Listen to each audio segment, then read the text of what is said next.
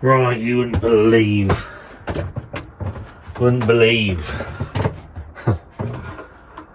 The 24 hours we've had. Incredible. But I'm not going to go into that, which is why I'm trying to do these in batches. Yeah, tired, drained today. Anyway, let's have a look. So, Elusive Brewing Crimson Carol. I've never done a red ale. I'm sure I've done. Have I done any red ales from them? White Stout, Pilsner, Imperial, Black IPA, West Coast. No, it doesn't look like I have. So yeah, maybe I haven't. I thought I'd done a.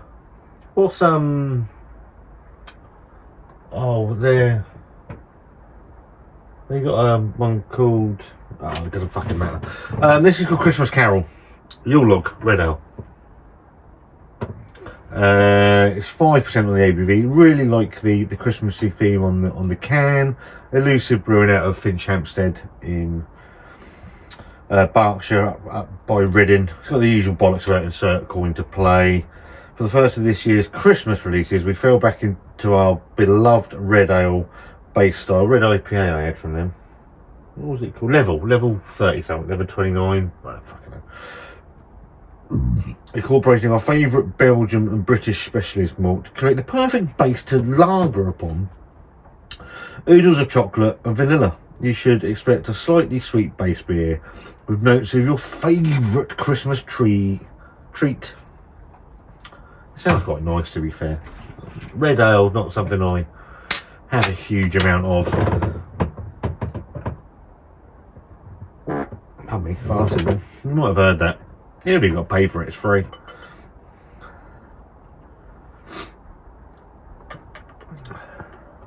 I don't mind 5 AM Saint by Brewdog as well, which isn't bad for the style. So yeah, it's like it's got a reddish hue in this way. Obviously it's dark as arseholes out there now, but it's got a reddish hue, 2-finger off-white head. Let's go for a nose and see what we're picking up on the aromas. Beer sniffers matter.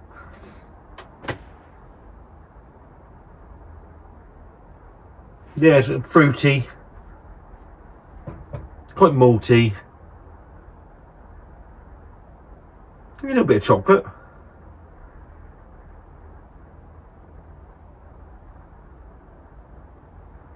Tiny bit of vanilla.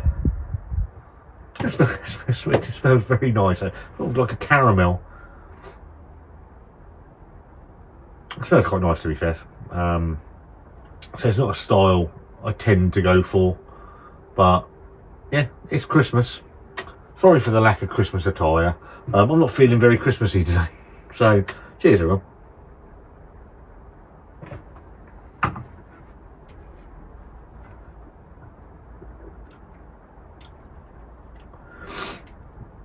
Inoffensive, I would call that. There's a chocolatiness to it. There's a nice vanilla note. There is like a caramel coating. So it to be fair, it does look quite nice. Fruity.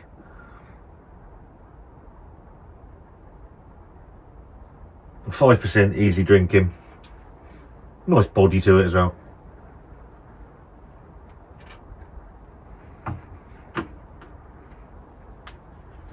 Yule log. Is it supposed to taste like a Yule log? In which case it doesn't.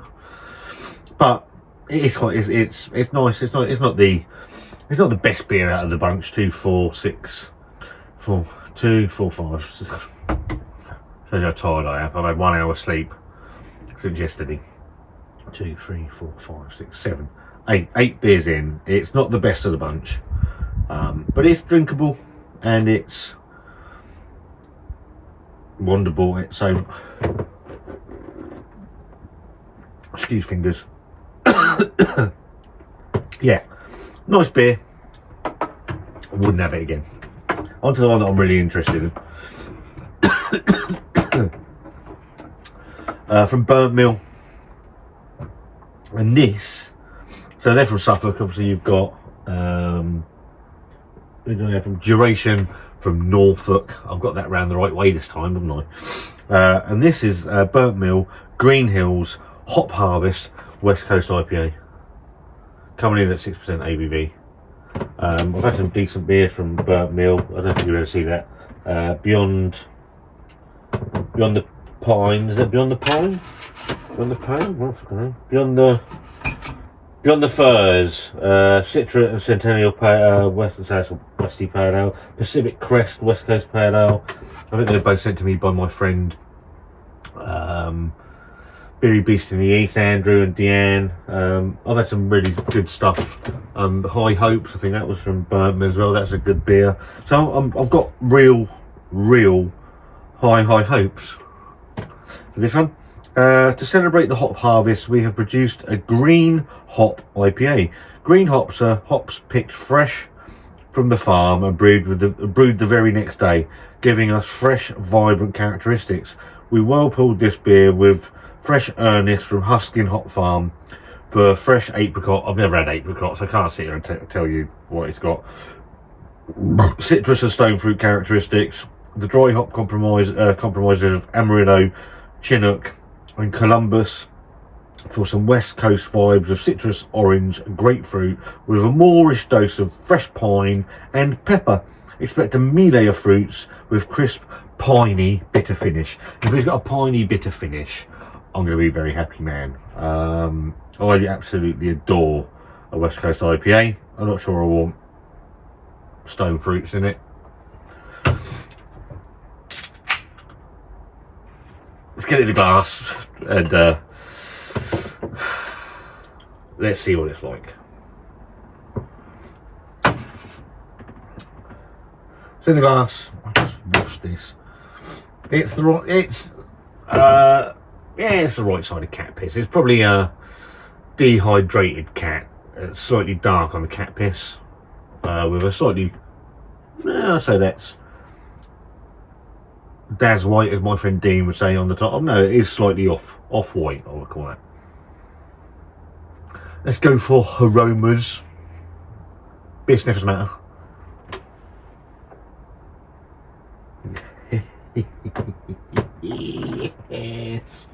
Yes.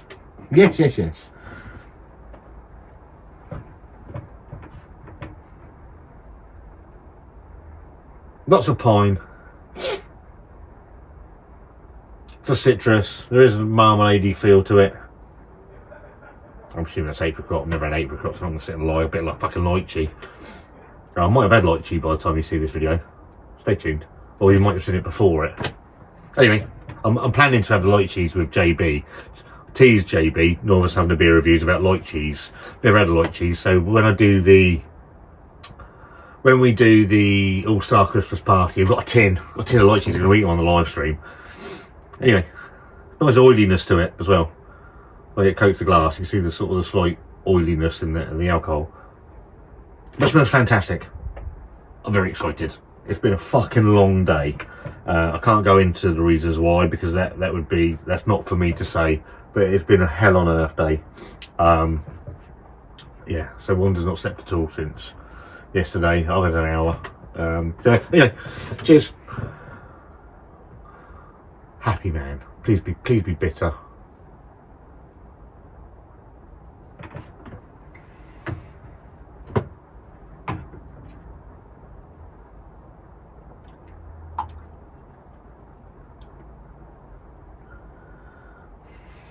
Yes. And piney. Nice beer. Nice beer. Nice body to the beer.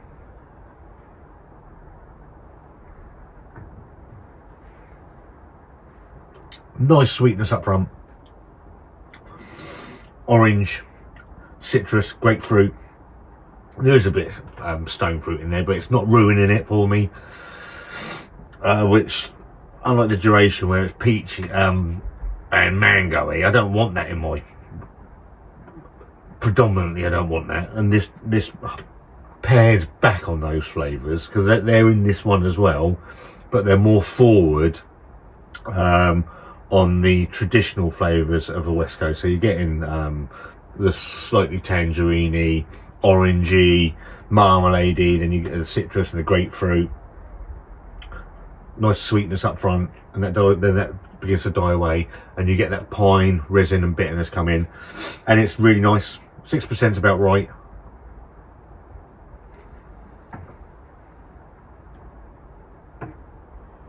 There is a strong flavour in that. I'm assuming that's the apricot. That's decent, and that pine hangs around quite nicely. So does everything that I want my West Coast IPA to be doing. And those other components of, what did you say was it?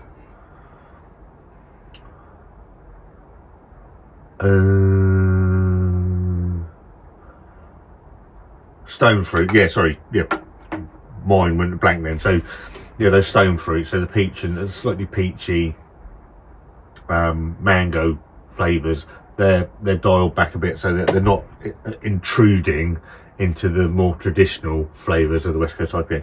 That's very good. Crimson Carol from Elusive Brewing. I'm going to enjoy it. I'm going to go sit and enjoy it.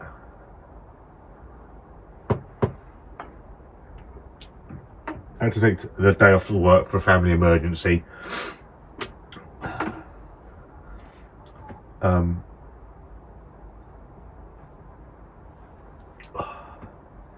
Right, compose yourself. Right, yeah, I'm sorry.